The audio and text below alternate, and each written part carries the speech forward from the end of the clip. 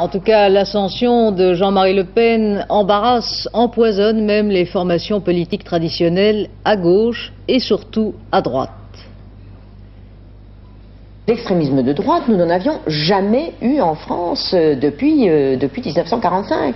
Et que, en fait, on sait très bien ce que représente l'extrême droite en France. C'est un courant traditionnel depuis fort longtemps. C'est, au point de vue pourcentage de voix, peu de choses. Et qu'il a fallu ce qui s'est passé depuis 3 ans avec un gouvernement socialiste pour que de tout d'un coup, ce parti se gonfle de gens qui ne sont pas des extrémistes, mais qui en ont assez, qui sont exaspérés. C'est un ras-le-bol.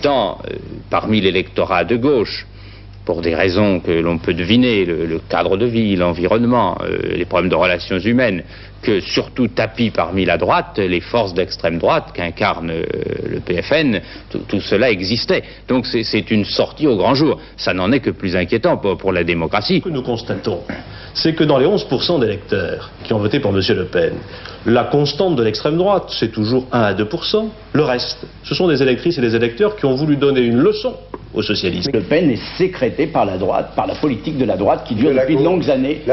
Les gâchis de la politique de société, la concentration d'immigrés dans des ghettos, dans des villes ouvrières, tout ça a fourni la base pour que Le Pen utilise certains mécontentements, les ajoute.